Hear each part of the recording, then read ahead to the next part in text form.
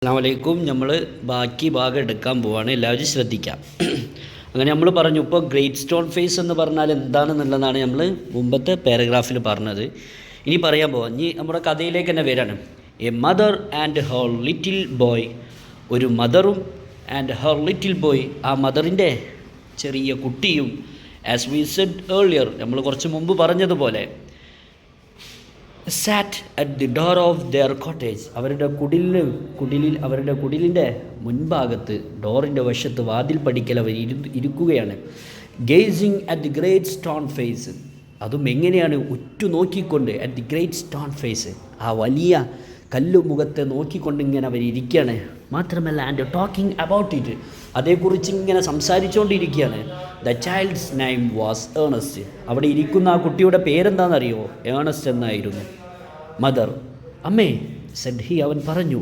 While the great face, ആ വലിയ മുഖം, സ്മൈൽഡ് ഓൺ ഹിം, അവനെ നോക്കി പുഞ്ചിരിച്ചുകൊണ്ടിരിക്കുന്ന ആ സമയത്താണ് അവൻ ചോദിച്ചത്, അമ്മേ, ഐ വിഷ്, ഞാൻ ആഗ്രഹിക്കുന്നു, ദാറ്റ് എന്തെന്നാൽ ഇറ്റ് കുഡ് സ്പീക്ക്, അതിന് സംസാരിക്കാൻ സാധിക്കുമെന്ന് എനിക്ക് തോന്നുന്നു എന്നർത്ഥം. ഐ വിഷ്, എനിക്ക് തോന്നുന്നത് അതിന് സംസാരിക്കാൻ സാധിക്കുമെന്നാണ്. കാരണം എന്താ?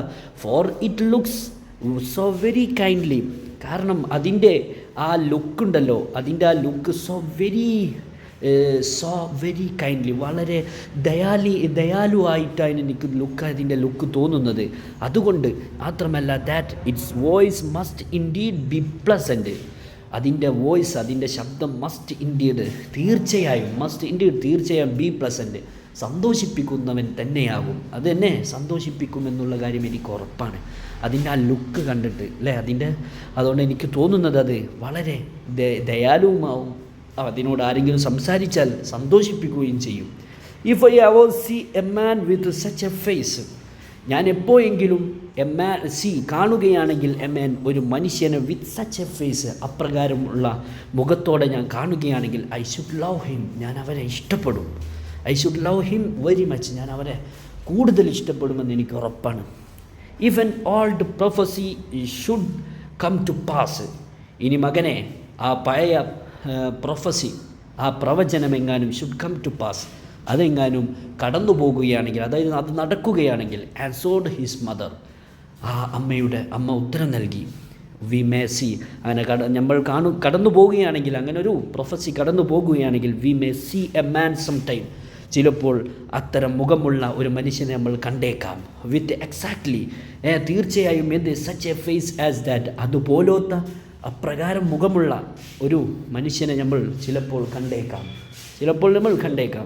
What prophecy do you mean dear mother? എൻ്റെ പ്രിയപ്പെട്ട അമ്മ, നിങ്ങൾ എന്ത് പ്രൊഫസിയാണ് ഈ ഉദ്ദേശിക്കുന്നത്? ഈഗോളി ഇൻക്വയർഡ് ഏണസ്റ്റ് വളരെ കൊതിയോടെ അന്വേഷിച്ചു, തേടി. Please tell me about it, അതിനെക്കുറിച്ച് പറഞ്ഞു തരും അമ്മേ. അങ്ങനെ his mother told him A story. Mother ഒരു കഥ പറഞ്ഞു കൊടുത്തു. ദാറ്റ് എന്തെന്നാൽ, ഹെർ ഓൺ മദർ, അവളുടെ സ്വന്തം അമ്മ, ഹാഡ് ടോൾഡ് ഹെർ, അവളോട് പറഞ്ഞു. അതായത് ഓളെ സ്വന്തം അമ്മ അവളോട് പറഞ്ഞു കൊടുത്തിരുന്നതായിരുന്ന ആ കഥ മകനും പറഞ്ഞു കൊടുത്തു. എപ്പോഴാണ് എനിക്ക് ഈ കഥ പറഞ്ഞത് എൻ്റെ അമ്മ? When she herself was younger, അവൾ സ്വയം ആയിരുന്നപ്പോൾ, വാസ് യങ്ങർ, വളരെ ഇളം പ്രായമായിരുന്നപ്പോൾ, ദാൻ ലിറ്റിൽ ഏണസ്റ്റ്, ഇപ്പോഴത്തെ കൊച്ചു ഏണസ്റ്റിനേക്കാളും പ്രായം കുറഞ്ഞ സമയത്തായിരുന്നു ആ അമ്മയുടെ അമ്മ ഇവൾക്ക് പറഞ്ഞു കൊടുത്തിട്ടുണ്ടായിരുന്നത്. ദാറ്റ് എന്തെന്നാൽ, അറ്റ് സം ഫ്യൂച്ചർ ഡേ, ചില വരാനിരിക്കുന്ന കാലത്ത്, എ ചൈൽഡ്, ഒരു കുട്ടി, ഷുഡ് ബി ബോൺ, ആ കുട്ടി ജനിക്കും. എങ്ങനെ? നിയർ ഹിയർ, ഈ അടുത്തായിട്ട് തന്നെ. Who was destined to become, അതും ആയിത്തീരാൻ വിധിക്കപ്പെട്ടവൻ, ദ ഗ്രേറ്റസ്റ്റ്, ഏറ്റവും വലിയ, ആൻഡ് നോബ്ലസ്റ്റ്, ഏറ്റവും ഉത്തമനുമായ പേഴ്സൺ, ഒരു വ്യക്തിയായി ജനിക്കാൻ വിധിക്കപ്പെട്ട ഒരാളുണ്ട്. ഓഫ് ഹിസ് ടൈം, ആ വ്യക്തിയുടെ കാലത്ത്. അതായത് ആ ഒരു കുട്ടി ജനിക്കുമെന്ന് പറഞ്ഞല്ലോ, ആ കുട്ടിയുടെ കാലത്ത് ഏറ്റവും നോബിളസ്റ്റും ഗ്രേറ്റസ്റ്റുമായിട്ടുള്ള ഒരു വ്യക്തി അവനായിരിക്കും. ആൻഡ് ഹൂസ് ഫേസ്, ആരുടെ മുഖമാണോ?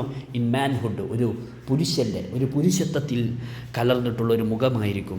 അങ്ങനത്തെ മാത്രമല്ല, ഷുഡ് ബി ഓർ, അത് വഹിക്കും എൻ എക്സാക്റ്റ് റിസംബ്ലൻസ്, ഒരു യഥാർത്ഥ സാദൃശ്യത അത് വഹിക്കും, to the great stone face, ആ ഗ്രേറ്റ് സ്റ്റോൺ ഫേസിനോട് സാദൃശ്യത പുലർത്തുന്ന, ഒരു എക്സാക്റ്റ് റിസംബ്ലൻസ് പുലർത്തുന്ന ഒരു മുഖത്തോടെ ആയിരിക്കും ആ ഒരു മനുഷ്യൻ ജനിക്കുക എന്ന് പറയുന്നത്. മെനി സ്റ്റിൽ, ഒരുപാട് പേര് സ്റ്റിൽ ഇപ്പോഴും had faith in this old prophecy, ഈ ഒരു ഓൾഡ് പ്രൊഫസി, ഒരു പ്രവചനത്തെ, പഴയ പ്രവചനത്തെ വിശ്വസിക്കുന്നവർ ഒരുപാടുണ്ട്. മെനി സ്റ്റിൽ ഹാഡ് ഫെയ്ത്ത്, ഒരുപാട് പേര് ഇപ്പോഴും വിശ്വസിക്കുന്നുണ്ടായിരുന്നു ഇൻ ദിസ് ഓൾഡ് പ്രൊഫസി, ഈ പഴയ പ്രൊഫസിയിൽ.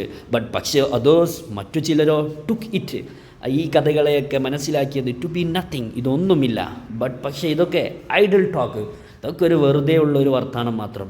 അറ്റ് ഓൾ ഇവൻറ്റ്സ്, എന്നാലോ എല്ലാ സംഭവങ്ങളും, ഓൾ ഇവൻറ്റ്സ്, എല്ലാ സംഭവങ്ങളും, the great man of the prophecy, എന്താ പറയുക, ഈ ഗ്രേറ്റ് സ്റ്റോൺ ഫേസ് ഉണ്ടല്ലോ, ഈ great man of the prophecy, ഈ പ്രവചനത്തിലെ ഏറ്റവും വലിയ മനുഷ്യൻ ഹാഡ് നോട്ട് യെറ്റ് അപ്പിയർഡ്, ഇത്രയായിട്ടും എന്തായിട്ടില്ല, പ്രത്യക്ഷപ്പെട്ടിട്ടില്ല എന്നുള്ളതാണ് യാഥാർത്ഥ്യം.